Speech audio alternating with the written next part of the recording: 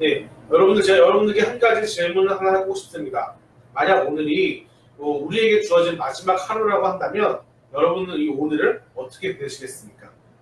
그러니까 지구가 뭐 망하든지 혹은 나에게 시한부가 인생이 되었든지 어떤 이유든 간에 내일은 나에게 찾아오지 않고 오늘 나의 마지막 날이에요.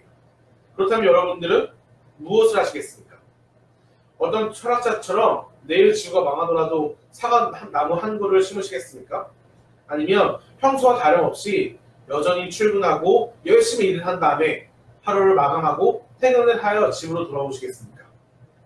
그것도 아니라면 그동안 내가 모아두었던 예금을 다 한 다음에 그동안 내가 하지 못했던 것들, 미루어졌던 것들을 그날 하고 사랑하는 사람과 함께 그 하루를 보내시겠습니까? 아마도 대부분의 사람들은 마지막 선택지를 선택할 거예요. 내가 오늘이 마지막이라고 한다면 그동안 내가 미뤄두었던 거, 당장 살기 급급하여서 그동안 하지 못했던 것들을 그날은 하겠죠. 왜냐하면 나에게 내일은 없으니까요. 오늘 이번 주는 우리가 아브라함에 대해서 계속해서 살펴보고 있었습니다. 특히 11장은 믿음의 장으로서 믿음의 조상 아브라함에 대해서 많은 이야기가 나오고 있죠. 이번 주에는 아브라함에 대해서 이야기 나오고 있는데 다른 전도사님들께서 아브라함에 대해서 굉장히 잘 설명해 주셨어요. 여러분들은 아브라함을 떠올리신다면 어떤 에피소드가 떠오르시나요? 어떤 전도사님은요, 본토 친척 아버지의 집을 떠나서 과거의 삶을 청산하고 하나님이 이끄실 그 삶을 쫓아가는 아브라함에 대해서 설교해 주셨습니다. 또 어떤 전도사님은요, 자신이 나이가 많아서 더 이상 아들을 가질 수 없게 된 나이였는데 자신과 자신의 아내는 그 아브라함과 사라는 하나님이 주신 약속을 믿음으로 지켜서 그 믿음으로 말미암아 아이를 잉태하는 것을 설교 들었습니다. 바로 어제였죠. 우리 정석희 전도사님께서는 가나안 땅을 약속받았지만 비록 그 시대에 아브라함 때에는 그것을 받지 못하고 후대에 가서야 그 약속이 성취되는 것들을 이야기하면서 아브라함에 대해서 설교해 주셨습니다. 오늘 저는 아브라함 하면 가장 떠오르는 에피소드, 즉 자신의 외아들 이삭을 하나님께 바치는 내용을 함께 나누고자 합니다. 하나님께서 아브라함에게 이삭을 선물로 주셨습니다. 그런데 돌연 하나님께서는 아브라함에게 그 아들 이삭을 자신의 번제로 자신에게 바치라고 하셨습니다. 번제란 무엇입니까? 살아있는 동물을 죽이고 그 동물의 살을 다듬어서 불을 태워서 하나님께 드리는 예배입니다. 특이한 것은 이 당시에는 레위인도 없고 제사장도 없었습니다. 그래서 예배를 드리고 싶은 사람, 제사를 드리고 싶은 사람이 직접 손수, 그 동물을 죽여야 했고 손수 그 손에 피를 묻혀야 했습니다. 그 말은 즉슨 아브라함이 자신의 사랑하는 아들 이삭을 스스로 죽이고 스스로 그 몸을 강내어서 하나님께 불태워야 한다는 것이었습니다. 이런 어마어마한 명령에 아브라함은 조금의 망설임도 없었습니다. 하나님께서 이 명령을 내리자 다음날 일찍 이른 아침 이삭과 종들과 함께 아브라함은 하나님이 이삭을 바치라는 그곳으로 발걸음을 향하였습니다. 저 같으면 실피 미뤘을 것 같아요. 하나님께서 바치라고 하셨지 언제 바치라고 말씀 안 하셨으니까 그래 한 달 뒤에 바치자, 1년 뒤에 바치자라고 미룰 수도 있는데 아브라함은 그 다음날 바로 아침 일찍 그 길을 출발하였습니다. 도착하고 나서도 전혀 거리낌 없이 망설임 없이 이삭과 함께 단둘이 산 위에 올라갔고 그 칼을 들어서 이삭을 죽이려고 하였습니다. 얼마나 그 상황이 급박했는지 하나님의 사자가 아브라함을 이렇게 불러요. 창세기 22장 11절에는 그때 모습이 기록되어 있습니다. 여호와의 사자가 하늘에서부터 그를 불러 이르되 아브라함아 아브라함아 하는지라. 얼마나 급했는지 그냥 아브라함아 하고 한 번 부른 것이 아니라 아브라함아 아브라함아 하고 급박하게 2번이나 부릅니다. 그리고 그 아브라함의 행동을 멈추게 하고 이렇게 말을 하죠. 바로 다음 절 22장 12절은 이렇게 기록되어 있습니다. 사자가 이르시되 그 아이에게 내 손을 대지 말라. 그에게 아무 일도 하지 말라. 내가 내 아들 내 독자까지라도 내게 아끼지 아니하였으니 내가 이제야 내가 하나님을 경외하는 줄 아노라 라고 기록되어 있습니다. 그동안 아브라함은 굉장히 많이 하나님께 예배드렸습니다. 굉장히 많은 동물들을 죽여서 제사 드렸고요. 굉장히 많은 것들을 하나님께 드렸겠죠. 그런데 아브라함이 자신의 아들 이삭, 가장 사랑하는 이삭을 하나님께 드리자 그제서야 하나님께서는 아브라함이 하나님을 경외하는 줄 아셨습니다. 여러분, 우리가 하나님께 우리가 가장 좋아하는 것으로 하나님께 드려야 합니다. 바로 그때 우리 또한 아브라함처럼 믿음의 사람이 될 수 있고 믿음의 반열에 올라갈 수도 있습니다.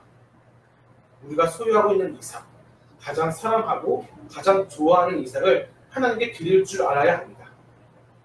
그렇다면 우리가 소유하고 있는 이삭은 무엇입니까? 내가 가장 사랑하고 있는 것은 과연 무엇입니까? 여러분들은 무엇을 가장 사랑하십니까? 그리고 그 가장 사랑하는 것을 하나님께 드릴 수 있으십니까? 사실 아브라함에게 있어서 이삭은 아들이었지만 아들 이상의 의미가 있었습니다. 무엇이었냐면 바로 이삭은 하나님이 주신 약속을 자신과 함께 연결짓는 연결고리였어요. 하나님께서는 이렇게 말씀하셨죠. 이삭을 통하여 내 자손이 모리아처럼 많아질 것이고 너는 믿음의 조상이 될 것이다 라고 약속해 주셨습니다. 그런데 자신의 사랑하는 아들이자 하나님이 주신 약속을 연결해준 그 연결고리인 이삭이 만약에 사라진다면 아브라함에게 있어서는 자신의 아들을 잃는 그 이상의 것을 잃는 것입니다. 하나님의 약속을 잃는 것이고요. 자신의 내일이자 미래인 이삭을 잃는 것이고요. 자신의 소망과 희망을 잃어버리는 것입니다. 간단히 말하면 이삭은 아브라함에게 있어서 내일이었고 미래였고 희망이었습니다. 그래서 그것을 포기하기는 정말 쉽지 않죠. 사실 우리는 과거를 포기하기는 쉽습니다. 예수님을 제대로 믿는 사람들에게 나타나는 특징이 무엇입니까? 과거의 삶을 청산하는 것입니다. 술을 마시는 사람들은 술을 마시지 않습니다. 담배를 피는 사람들은 담배를 끊습니다. 내가 그동안 생활해왔던 경건치 않았던 그 생활의 모습들은 다 버리고 예수님을 믿었기에 이제는 새로운 출발을 합니다.